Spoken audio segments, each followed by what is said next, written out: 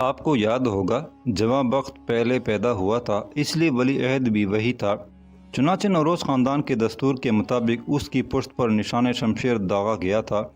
جرا کی غلطی سے بچہ تکلیف سے بلبلا اٹھا، اس نے چیخ ماری اور دوبارہ سانس نہ لے سکا۔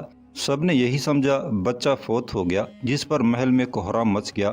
مگر ایک پہر کے بعد دوسرے بچے خرم نے جنم لیا اور اس کی ولادت کی خوشی میں جمع بخت کا غم بھول گیا۔ سلطان نے اس کی تجہیز و تکفین کا فرض شہزادہ اورنگ شہریار کے سپرد کیا تاکہ وہ خاموشی سے اسے دفن کرائے۔ شہریار نے اپنے ملازم کو ساتھ لیا اور بچے کو دفن کرنے کے بجائے ایک طبیب کے پاس لے گیا، اور خدا کی قدرت کے بچہ دم رفتہ لینے لگا۔ دوسرا یہ تھا صرف حبس دم کا شکار ہو گیا تھا۔ شہریار نے بچہ طبیب ہی کے گھر چھوڑا، کفن میں چیتڑے بھرے تو غلام کو ساتھ لے جا کر باغ نوروز میں مصنوعی جنازہ دفن کر دیا۔ شہزادہ اورنگ شہریار نے ایک خاص مقصد کے تحت سلطان اور ملکہ کو بچے کی زندگی سے بے خبر رکھا تھا۔ چنانچہ شمشیر وہی بچہ ہے جو ایک فقیر کے ہاں پلنے لگا، اور جب 3 برس کا ہوا ایک روز اسے سانگا جنگل کا سردار اٹھا کر لے گیا، جس نے جمع بخت کا نام شمشیر رکھا اور اسے ڈاکہ زنی کا پیشہ وراثت میں سونپ کر مر گیا۔ ملکہ بیگم، آپ کے دونوں بچے ہم شکل تھے، اور ایک خاص بات یہ ہوئی تھی کہ دونوں کے جسم پر ولی عہدی کا نشان شمشیر داغا گیا تھا۔ دیکھیے، شمشیر کا جسم میرے بیان کی تصدیق کرے گا۔ یہ کہہ کر شیخ نے آگے بڑھ کر شمشیر کے بدن سے اس کا دریدہ لباس ہٹا دیا، اور سب لوگ یہ دیکھ کر حیران و ششدر رہ گئے کہ اس کی پشت پر بھی ویسا ہی نشان شمشیر موجود تھا جیسے شہزادہ خرم کے جسم پر تھا۔ ملکہ جہاں کی آنکھیں پٹی کی پٹی رہ گئیں، وہ برائی آواز میں بولی، بے شک شمشیر میرا بیٹا ہے، میرا جمع بخت ہے۔ شمشیر کی حالت اس قیدی سے مختلف نہیں تھی جسے عین وقت پر پھانسی کے تختے سے اتار لیا جائے۔ ملکہ جہاں کو اچانک کچھ یاد آیا اور وہ یک لخت شیخ سے مخاطب ہو کر کہنے لگی، مگر تم کون ہو؟ تمہیں یہ باتیں کیوں کر معلوم ہوئی؟ تم یہ سب کچھ کیسے جانتے ہو؟ اس اچانک سوال پر شیخ گھبرا گیا، بوکلا گیا اور پریشان ہو کر بولا، میں ایک بدنصیب انسان ہوں اور سب کچھ کیسے جانتا ہوں یہ بجائے خود ایک راز ہے، اور میں ملکہ جہاں سے درخواست کروں گا وہ اس راز کو راز ہی رہنے دے۔ نہیں، ملکہ نے فیصلہ کن انداز میں کہا، اور ساتھ ہی شیخ کی طرف انگلی اٹھا دی، تمہاری آواز میں شناسائی کی جھلک ہے، تمہاری باتوں کا انداز اجنبی نہیں، گفتگو کا لہجہ پرایا نہیں، یوں لگتا ہے میں نے یہ آواز کبھی پہلے بھی سنی تھی، مگر کچھ یاد نہیں آ رہا، کون ہو تم؟ میں وہ زندہ لاش ہوں جسے لوگ 20 سال ہوئے اپنے ذہنوں میں دفن کر چکے ہیں۔ او رنگ شہریار! ملکہ کے ہونٹ کپ کپا کر رہ گئے اور شیخ نے سر جھکا دیا۔ ملکہ جہاں نے مجھے پہچان لیا ہے، واقعی میں سلطان مرحوم کا بھائی اورنگ شہریار ہوں، جس کے بارے میں آج تک یہی کہانی مشہور ہے کہ وہ 20 سال پہلے گونا بستی کے حسینہ نیلی کے ساتھ سانگا ندی میں غرق ہو گیا تھا، مگر میں نے دنیا ترک کر کے گوشہ نشینی اختیار کر لی تھی۔ میں ہی وہ فقیر ہوں جس نے 3 سال تک شہزادہ جمع بخت کو اپنی سینے سے لگائے رکھا اور ایک روز اسے کھو بیٹھا۔ شیخ کے اس انکشاف پر کمرے میں جیسے زلزلہ سا آ گیا۔ سب سے پہلے سردار شاہو اور اس کی بیٹی نیلی اسے حیرت زدہ نظروں سے دیکھنے لگے، پھر شہزادہ خرم اور شمشیر کی نگاہیں دوڑ کر اس کے چہرے پر مرتکز ہو گئیں۔ نیم تاریک گوشہ میں کھڑی شہزادی گلبانو کے ہونٹوں پر ایک سسکی تڑپ گئی اور دلارام نے اسے فوراً تھام لیا۔ اپنے مرحوم باپ کو زندہ و سلامت دیکھ کر حیرت و مسرت سے گلبانو کی عجیب حالت ہو گئی تھی۔ اگر دلارام نے اسے تام نہ لیا ہوتا تو شاید گر گئی ہوتی۔ اس کے بعد قصر جہاں کی فضا مسرت آمیز سسکیوں، خوشی کے آنسوؤں اور مدتوں کے بچھڑے ہوئے ماں بیٹے، باپ بیٹی، بائی بائی اور چچا بھتیجوں کے باہمی ملاپ کی خوشیوں سے معمور ہو گئیں۔ جب گونا بستی کے شیخ یا شہزادہ اورنگیار شہریار نے شہزادی گلبانو کے ہونٹوں پر تڑپنے والی سسکی کی آواز سنی، پدرانہ شفقت کے جوش میں لپکتا ہوا بیٹی کی طرف بڑھا اور اس سے لپٹ گیا۔ ادھر شمشیر نے اٹھ کر ملکہ جہاں کے قدم تھام لیے اور ماں کے پاؤں پر سر رکھ کر زار و قطار رونے لگا۔ قصر جہاں میں کوئی فرد ایسا نہ تھا جو اس دل گداز منظر کو دیکھ کر اپنے آنسو ضبط کر سکا ہو۔ سب کی آنکھوں میں پانی تیر رہا تھا۔ ملکہ جہاں نے شمشیر کو بازوں سے پکڑ کر اٹھایا اور روتے ہوئے بولی، میرے بیٹے، میرے جمع بخت، اٹھو، تمہاری جگہ قدموں میں نہیں، ماں کے دل میں ہے۔ تقدیر نے تمہارے ساتھ جو ناانصافی کی ہے، میں اس کی تلافی کروں گی۔ شمشیر آنسوں سے ڈوبی ہوئی آواز میں کہنے لگا، ماں، میں کیسا بدنصیب بیٹا ہوں، پیدا ہوتی ہی تمہاری گود سے جدا کر دیا گیا، پھر چچا سے بچھڑا اور جب جوان ہوا تو بدبختی نے میرے ہاتھوں میں شمشیر برہنہ دے دی تھی کہ اپنے ہی عزیزوں کی گردنیں کاٹنے لگوں، اپنے ہی چمن کی رونق پامال کر دوں، اپنا ہی گر پھونک کر تماشا دیکھوں۔ اس میں تمہارا کوئی قصور نہیں بیٹے، یہ اس تقدیر کا کھیل ہے جو ہنستے بستے شہروں کو پل بھر میں کنڈر بنا دیتی اور بڑے بڑے جہاں پناہوں سے ان کے مرتبے چھین لیتی ہے۔ زمانے کی گردش تمہیں غلط راستوں پر لے گئی، لیکن ہر شے ایک دن اپنی اصلیت پر لوٹ آتی ہے۔ بدنصیب تو میں تھی جس نے اپنا جگر گوشہ اپنے ہاتھوں موت کے حوالے کر دیا تھا۔ شمشیر ماں کے بازوں سے نکلا تو اس کی بھیگی ہوئی نظریں خرم کے چہرے سے ٹکرائیں اور خرم کہہ کر والیانہ بے تابانہ اس سے لپٹ گیا۔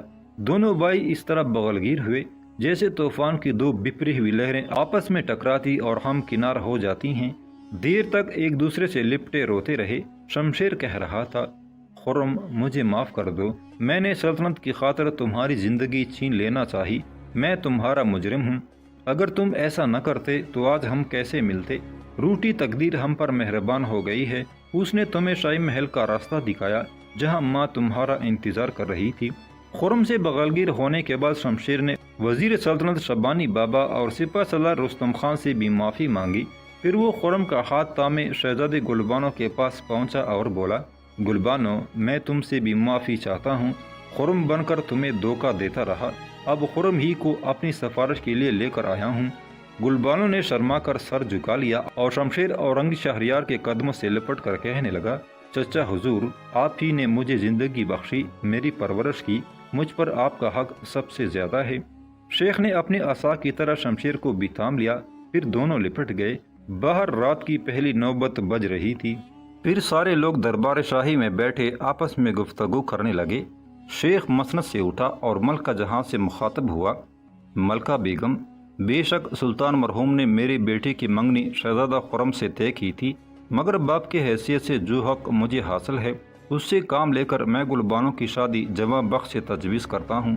رات میں نے اپنی بیٹی سے بھی بات کر لی ہے، اس نے گونا بستی کی ادھوری کہانی کو مکمل کرنے کی خاطر سردار شاہو کی بیٹی کا راستہ صاف کر دیا اور خرم کے بجائے جواں بخت سے عقد منظور کر لیا ہے۔ میرا خیال ہے آپ خرم اور نیل کے درمیان شاہی خون اور نسل اور خاندان کی کوئی دیوار کھڑی نہیں کریں گے، کیونکہ ان دیواروں نے انسانیت کو تقسیم کر دیا ہے۔ سردار شاہو کی بیٹی نیلوفر بانو نے مجھ سے تربیت پائی ہے، وہ نوروز خاندان کی ہر معیار پر پوری اترے گی۔ اگر آج بھی آپ نسل اور خاندان کی دیواروں کے حصار میں گری رہیں تو اس بار سانگا ندی میں آنے والی طوفان کی باڑھ سب کچھ بہا کر لے جائے گی۔ میں نے اپنی ایک بیٹی جمع بخت کے عقد میں دے دی ہے، اپنی دوسری بیٹی کے لیے خرم کا طلبگار ہوں۔ ملکہ جہاں نے جواب بیٹھ کر نہیں مسند سے کھڑے ہو کر دیا، شہریار، تمہیں جو کچھ کہنا تھا، ہمیں جو کچھ سننا تھا، وہ کتاب تقدیر کا لکھا ہے۔ 20 برس پہلے ہم نے خدا کے قانون مساوات کو چھوڑ کر جو غلطی کی ہے اس کا خمیازہ تھا کہ ہمارا لخت جگر زندہ تھا اور ہم 20 برس تک اس کی قبر پر فاتحہ پڑھتے رہے۔ تم سلامت تھے اور ہم تمہیں مردہ سمجھ کر آنسو بہاتے رہے۔ اگر جواں بخت نے ہمارے سائے میں پرورش پائی ہوتی تو شمشیر ڈاکو نہ بنتا، اگر تم ہمیں چھوڑ کر نہ جاتے تو گلبانو ہم سے روٹھ نہ جاتی، مگر یہ سب کچھ جو پیش آیا ہمارے مقدر میں تھا۔ آج ہم 20 برس پہلے کی غلطیاں دہرائیں گے نہیں اور خرم کے لیے سردار شاہو کی بیٹی نیلوفر بانو کا رشتہ قبول کرتے ہیں، اور ہم نے بھی یہ رشتہ رات ہی طے کر لیا تھا۔ اب ہم سردار شاہو سے باقاعدہ درخواست کرتے ہیں کہ وہ اپنی بیٹی ہمیں بخش دے۔ ملکہ جہاں کی زبان سے یہ الفاظ سنتے ہی سردار شاہو کی آنکھوں سے آنسو بہنے لگے۔ اس نے اسی حالت میں کورنش ادا کی اور بولا، ملکہ حضور، نیلی میری بیٹی ضرور ہے لیکن وہ آپ کی باندی ہے، میں آپ کے حکم سے کیسے انکار کر سکتا ہوں؟ سردار شاہو، نیلوفر باندی نہیں، ہماری بہو بن کر شاہی محل میں آئے گی۔ اور اس کے ساتھ ہی ملکہ جہاں نے ایک اور انکشاف کیا، جمع بخت بڑا ہونے کے باوجود خرم کے حق میں ولی عہدی سے دستبردار ہو گیا ہے، اب تاج شاہی خرم ہی پہنے گا اور نیلوفر بانو ملکہ کی حیثیت میں اس کے ساتھ صفدر نگر کے تخت پر جلوس کرے گی۔ یہ اعلان بے حد مسرت انگیز بھی تھا اور انتہائی سنسنی خیز بھی۔ صفدر نگر کے تخت پر ہر سلطان کے ساتھ نوروز خاندان کی کوئی نہ کوئی شہزادی ہی ملکہ کی حیثیت میں جلوس فرما ہوا کرتی تھی، کیونکہ یہ حق صرف شاہی خاندان کی لڑکیوں کے لیے مخصوص تھا۔ لیکن صفدر نگر کی تاریخ میں پہلی بار گونا بستی کے ایک ملاح کی بیٹی کو ملکہ کا اعزاز حاصل ہو رہا تھا۔ یہ ایک انوکھی بات تھی جس نے سردار شاہو پر سختہ طاری کر دیا۔ شاید اس نے کبھی ایسا خواب بھی نہیں دیکھا ہوگا۔ مارے حیرت کے زبان گنگ ہو کر رہ گئی تھی، مگر شیخ نے یہ سن کر کہ نیلی صفدر نگر کی ملکہ بنے گی اپنا عصا بلند کر دیا اور کہا، ملکہ بیگم، صفدر نگر کی ایک تاریخ ختم ہو گئی اور ایک تاریخ شروع ہو رہی ہے۔ نیا دور لوگوں کے لیے خوشیاں لے کر آئے گا۔ سردار شاہو کی بیٹی نے بھی یہ ساری باتیں سن لی تھی، جو شاہی محل میں ملکہ بیگم کے مہمان اور اس وقت قصر خاص کے ایک الگ تلگ جروکے میں دلارام کے ساتھ بیٹھی تھی۔ جب ملکہ بیگم نے اس کی نئی حیثیت کا اعلان کیا، دلارام ادب سے اس کے سامنے جھک گئی، مگر نیلی جو اب نیلوفر بانو تھی، کتاب پر لکھے ہوئے ایک لفظ کی طرح ساکت اور خاموش رہی، حالانکہ یہی ایک لفظ اب پوری کتاب کا عنوان تھا۔ ٹھیک تیسرے دن صفدر نگر شہنائیوں سے گونج رہا تھا۔ ملکہ جہاں چاہتی تھی نیلوفر اور خرم کی شادی کی یہ تقریب شاہی محل میں ادا کی جائے، مگر شیخ نے اسے منظور نہیں کیا اور کہا کہ لڑکی اپنے گھر سے ودا ہوگی۔ چنانچہ ملکہ جہاں امرائے سلطنت کے ہمراہ شہزادہ خرم ذیشاں کی بارات لے کر پورے طرز و احتشام کے ساتھ گونا بستی پہنچی، اور دنیا کی نگاہوں نے صفدر نگر کے شاہی خاندان کو ایک غریب ملاح کے دروازے پر حاضر ہوتے دیکھا۔ بستی کے رسم کے مطابق ڈھولک بجی، سکیوں نے گیت گائے، نیلی دلہن بنی۔ شیخ اسے خود پالکی کے پاس لے کر آیا اور ملکہ جہاں کی طرف دیکھ کر بچشم تر بولا، میری ایک بیٹی پہلے ہی آپ کے پاس صفدر نگر میں موجود ہے، اپنی دوسری بیٹی کو گونا بستی سے ودا کر رہا ہوں۔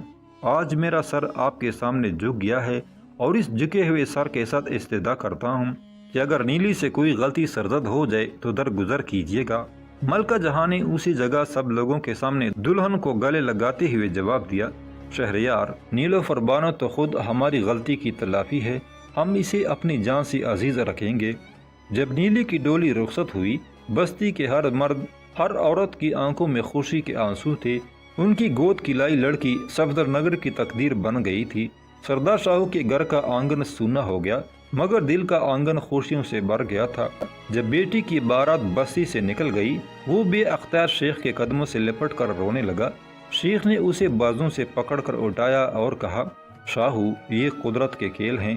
20 برس پہلے میں اس بستی کی ایک لڑکی کے لیے تخت و تاج کو ٹھوکر مار کے آ گیا تھا، اور 20 برس کے بعد آج اسی بستی کی ایک لڑکی صفدر نگر کی ملکہ بن رہی ہے۔ سردار شاہو کچھ کہنا چاہتا تھا مگر کہہ نہ سکا، اور شیخ اس کا کندھا تپتپاتا آگے بڑھ گیا۔ اسی روز تیسرے پہر وہ صفدر نگر کے شاہی محل میں موجود تھا، جہاں شہزادہ جمع بخت اور شہزادی گلبانو کا عقد پڑا گیا۔ شیخ نے اپنی بیٹی کی پیشانی پر شفقت کا بوسہ دے کر کہا، گلبانو، تو صفدر نگر کے تخت پر نہیں بیٹھی، مگر تو نے وہ تخت چھوڑ کر اپنے باپ کو سر بلند کیا ہے۔ اس تخت کے عوض بیٹی کو آپ کی شفقت جو مل گئی ہے۔ یہ کہہ کر گلبانو باپ کے قدموں میں جھک گئی، اور شیخ نے اپنی دوسری بیٹی بھی جو اس کی سلب سے تھی ملکہ جہاں کو پیش کر دی۔ شاہ محل میں یہ دوسری شادی تھی جس سے صفدر نگر کی رونقیں دوبالا ہو گئیں، مگر اسی روز وہاں تیسری شادی بھی ہوئی۔ شاہی محلات کی کنیز خاص دلارام کے ساتھ ظریف کا ماندار کا ٹانکا بھر گیا تھا۔ صفدر نگر میں ایک فقید المثال چراغاں ہوا۔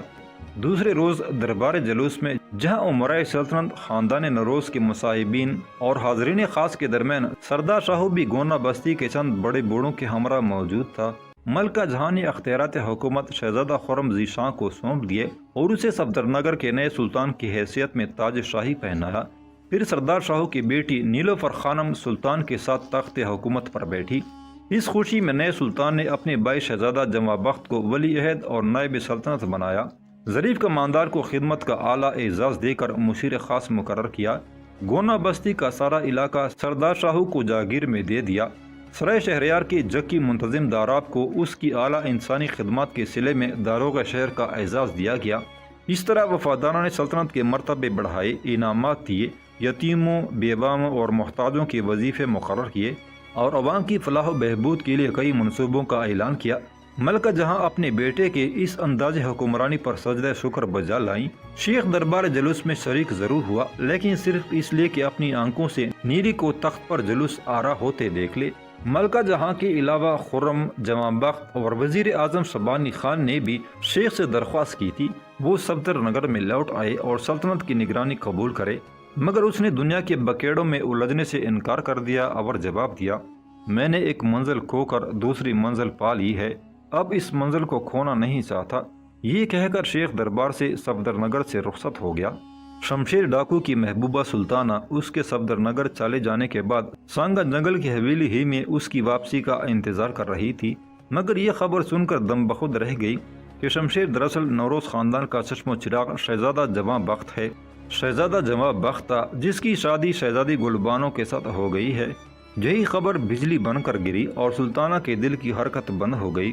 اس انکشاف کے بعد شمشیر ڈاکو کے بقیہ ساتھی جو حویلی میں مقیم تھے سانگا جنگل سے ہمیشہ کے لیے رخصت ہو گئے۔ اب انہیں اپنا سردار واپس نہیں مل سکتا تھا، وہ شاید اپنی فطرت نہیں چھوڑ سکتے تھے۔ نائب سلطنت شہزادہ جواں بخت کے حکم پر جنگل کے حویلی سرکاری چوکی میں تبدیل کر دی گئی، جہاں صفدر نگر کا ایک فوجی دستہ رہنے لگا تاکہ جنگل کے راستے کی حفاظت کر سکے جو پہاڑی قلعے کی طرف جاتا تھا۔ اس کا ایک ہی پیغام تھا کہ سب انسان برابر اور بائی بائی ہیں، جو ان کے درمیان نسل، خون اور خاندانی برتری کی دیواریں کھڑی کرے گا خدا کو جواب دہ ہوگا۔ نئے چاند کی 14ویں رات کو سانگا ندی کے کنارے قدیم الایام رقص گاہ میں ایک بار پھر مشعلیں فروزاں تھی، اور گونا بستی کے باسیوں کے علاوہ ارد گرد کے کئی لوگ بھی اس تقریب کا تماشا دیکھنے کے لیے جمع تھے جو نئی نیلی کی خاطر منعقد ہوئی تھی۔ سردار شاہو بستی کی ایک نئی لڑکی کو نیلوفر کے روپ میں پیش کرنے والا تھا، جسے نیلی کے بعد 14ویں کا رقص کرنا تھا۔ بستی والے اجالے پاک کی پرانی رسم جاری رکھنا چاہتے تھے۔ گونا بستی کے رسم گاہ میں غیر معمولی ہجوم کا ایک سبب اور بھی تھا۔ صفدر نگر کا سلطان خرم ذیشان اور اس کی ملکہ نیلوفر خانم 14ویں کا رقص دیکھنے کے لیے آئے تھے، جو شیخ کی روحانی تسکین کا ذریعہ بن چکا تھا۔ ولی عہد جواں بخت، شہزادی گلبانو، ظریف کماندار اور دلارام کے نوبیاہتا جوڑے بھی ساتھ آئے تھے۔ رقص گاہ میں ان کی نشستوں کا خاص اہتمام کیا گیا تھا اور نیلوفر خانم کی نظریں اس راستے پر بیچی تھی جس راستے شیخ رقص گاہ میں آیا کرتا تھا۔ اچانک سینگ کی آواز بلند ہوئی اور لوگوں نے اسے رقص گاہ کی طرف آتے دیکھا۔ جو ہی وہ اس چبوترے کی طرف بڑھا جو رقص گاہ کے لیے مخصوص تھا، صفدر نگر کی ملکہ اپنے مرشد روحانی کے پاؤں تامنے کے لیے لپ کی، مگر شیخ نے اپنے پیر پیچھے ہٹا لیے اور کہا، نیلوفر خانم، کسی انسان کو زیب نہیں دیتا کہ انسان کے قدموں میں گرے، خواہ و مرشد ہی کیوں نہ ہو۔ یہ سبق دے کر وہ چبوترے پر آیا اور اپنی مسند پر بیٹھا تو سردار شاہو نے نئی نیلی کو پیش کرنے کی اجازت طلب کی، مگر شیخ نے جواب دیا، سردار شاہو، گونا بستی کی ادھوری کہانی پوری ہو گئی، میری بے چین روح کو قرار آ گیا، اب کسی نیلی کے رقص کی ضرورت نہیں، اجالا پاک کا رقص میں خود کروں گا۔ یہ کہہ کر شیخ نے اپنا عصا دونوں ہاتھوں میں تھام لیا، حق ہو کا نعرہ مستانہ لگایا اور جھوم جھوم کر رقص درویشی کرنے لگا۔ لوگ اس مرد طریقت کو ناچتے اور وجد و کیف کے عالم میں رقص کرتے دیکھ کر بت سے بن گئے۔ پھر انہوں نے شیخ کے پاؤں میں بندے گھنگروں کے چناکے سنے اور ان چناکوں کی گت پر چاندی کی موٹ والے عصا کو لہراتے دیکھا۔ شیخ پر جذب و مستی کا عالم طاری تھا اور وہ حق ہو الاپتا ہوا ایک انوکھا رقص کر رہا تھا جو گونا بستی کے لوگوں نے پہلے کبھی نہیں دیکھا تھا۔ چاند کی 14ویں رات کو سانگا ندی کے کنارے قدیم الایام رقص گاہ مشعلوں کی روشنی میں ایک عجیب منظر پیش کر رہی تھی۔ ختم شد۔